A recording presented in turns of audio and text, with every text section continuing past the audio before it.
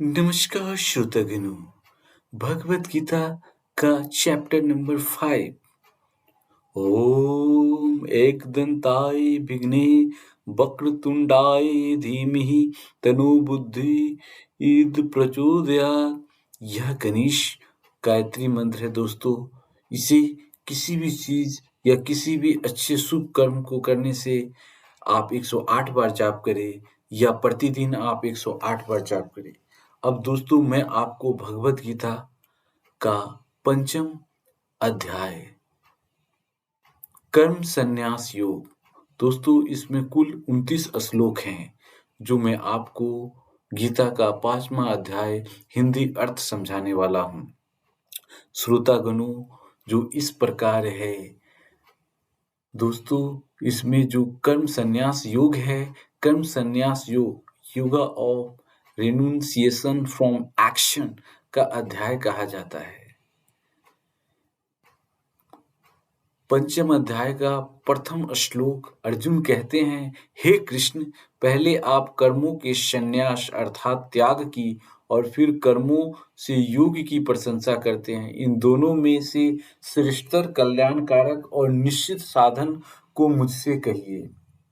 श्री कृष्ण भगवान कहते हैं, कर्म संन्यास और कर्म योग ये दोनों ही परम कल्याण की कराने वाले हैं, पर इन दोनों में ही कर्म योग कर्म संन्यास से मतलब करने में सुगम होने के कारण श्रेष्ठ है। हे वीर अर्जुन, जो इन किसी से द्वेष करता है, जो न किसी से द्वेष करता है और न किसी की आकांक्षा करता है, उस कर्म योगी को सदा सन्यासी ही जानना चाहिए, क्योंकि राग द्वेष आदि द्वंद्वों से रहित पुरुष सुखपूर्वक संसार बंधन से मुक्त हो जाता है। सांख्य मतलब कर्म संन्यास और कर्म योग को अज्ञानी ही अलग अलग फल देने वाले कहते हैं, ना कि ज्ञानी जन, क्योंकि दोनों में से एक में भी ठीक प्रकार से स्थित पुरुष दोनों के ही फल मतलब रूप परमात्मा को प्राप्त होता है।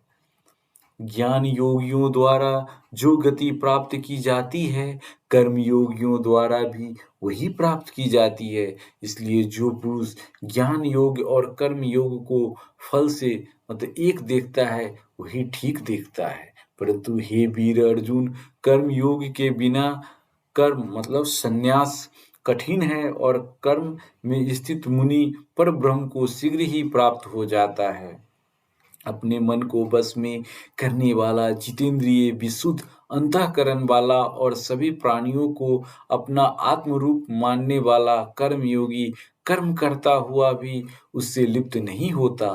तत्व को जानने वाला यह माने कि मैं कुछ भी नहीं करता हूँ, देखते हुए, सुनते हुए, स्पर्श करते हुए, सूंघते हुए, खाते हुए, चलते हुए, सोते हुए, सांस लेते हुए, बोलते हुए, त्यागते हुए, ग्रहण करते हुए और आंखों को खोलते बंद करते हुए भी सब इंद्रियां ही अपने अपने कार्यों में लगी है, ऐसा धारण करे।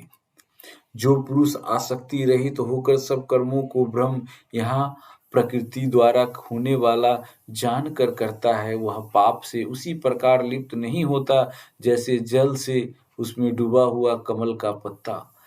कर्मयोगी आसक्ति को त्याग कर केवल इंद्रिय, मन, बुद्धि और शरीर द्वारा भी अंतःकरण की शुद्धि के लिए कर्म करते हैं। कर्मयोगी कर्मों के फल का त्याग करके सदा रहने वाली शांति को प्राप्त होता है और सकाम पुरुष कामना करने के कारण उस कर्म के फल में आसक्त होकर बंधता है। अंतःकरण को अपने वश में करके सब कर्मों को मन से त्याग कर न उन्हें करते हुए और न करवाते हुए ही 9 द्वारों द्वारा शरीर रूपी घर में योगी सुखपूर्वक रहते हैं। आत्मा मनुष्य के न तो कर्तापन की, न कर्मों की और न कर्म फल के संयोग की रचना करता है, किंतु इसमें स्वभाव अर्थात प्रकृति ही कारण है। सर्वव्यापी आत्मा न किसी के पाप कर्म को ग्रहण करता है और न किसी के शुभ कर्म को ही, पर ज्ञान के अज्ञान द्वारा ढके होने से सब मनुष्य उस अज्ञान से मोहित हो रहे हैं, परंतु जिनका वह अज्ञान आत्मा के वास्तविक ज्ञान द्वारा नष्ट कर दिया गया है, उनका वह ज्ञान सूर्य के सदृश उस आत्मा को तुरंत प्रकाशित कर देता है। जिनका मन तत् मतलब ब्रह्म या आत्मा रूप हो रहा है, जिनकी बुद्धि तत् मतलब ब्रह्म रूप हो रही है और जो निरंतर तत् मतलब ब्रह्म में ही निष्ठा वाले हैं, ऐसे ज्ञान द्वारा निष्पाप हुए पुरुष अपुनरावृत्ति माने परम गति को प्राप्त करते हैं। ऐसे ज्ञानी जन विद्या और विनय युक्त ब्राह्मण में, गाय में, हाथी, कुत्ते और चांडाल को समान देखते हैं। जिनका मन समभाव में स्थित है, उनके द्वारा यहाँ संसार में ही लय मतलब मुक्ति को प्राप्त कर दिया गया है। क्योंकि ब्रह्म निर्दोष और सम है, इसलिए वे ब्रह्म में ही स्थित हैं। जो प्रिय को प्राप्त होकर हर्षित नहीं होता और अप्रिय को प्राप्त होकर उद्विग्न नहीं होता, वह स्थिर बुद्धि संशय रहित ब्रह्म को जानने वाला पुरुष पर ब्रह्म में नित्य स्थित है। बाहर के विषयों में आसक्ति रहित अंतःकरण वाला साधक पहले आत्मा में स्थित सात्विक आनंद को प्राप्त होता है, फिर वह परम ब्रह्म के योग में स्थित पुरुष अक्षय आनंद को प्राप्त करता है। इंद्रिय तथा विषयों के स्वयं से उत्पन्न होने वाले सभी भोग दुख उत्पन्न करने वाले ही हैं। इसलिए हे अर्जुन, इन आदि अंत वाले अनित्य भोगों में बुद्धिमान पुरुष नहीं लिप्त होते। जो मनुष्य इस शरीर का नाश होने से पूर्व ही काम क्रोध से उत्पन्न होने वाले वेग को सहन करने में समर्थ हो जाता है, वही योगी है और वही सुखी है।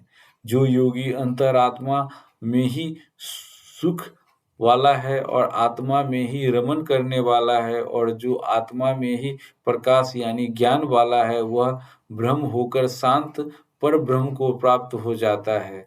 निष्पाप ऋषि, जिनके सब संशय मन ज्ञान द्वारा निवृत्त हो गए हैं, जो सभी प्राणियों के हित में रत हैं और जो अपनी आत्मा में स्थित हैं, वे शांत ब्रह्म को प्राप्त होते हैं।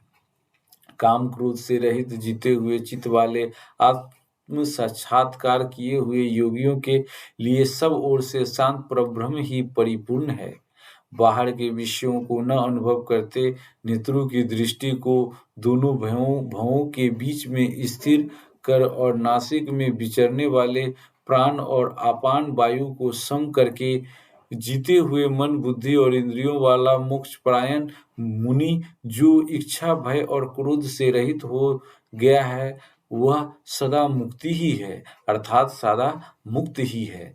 मेरा भक्त मुझे सब यज्ञ और तपों का भोगने वाला, सभी लोकों के ईश्वरों का भी ईश्वर और सभी प्राणियों का सुहृदय जानकर शांति को प्राप्त होता है। ओम तत्सत। इस प्रकार ब्रह्म विद्या का योग करवाने वाला और शास्त्र श्रीमद् भगवद गीता रूपी उपनिषद में श्री कृष्ण और अर्जुन के संवाद रूपी कर्म संन्यास योग नाम वाला 5वां अध्याय संपूर्ण हुआ। दोस्तों, अगर यह आपको पसंद आया हो तो इसे आप जन जन में पहुंचाने की कोशिश करें और खुद सुने और दूसरों को भी सुनाएं। धन्यवाद।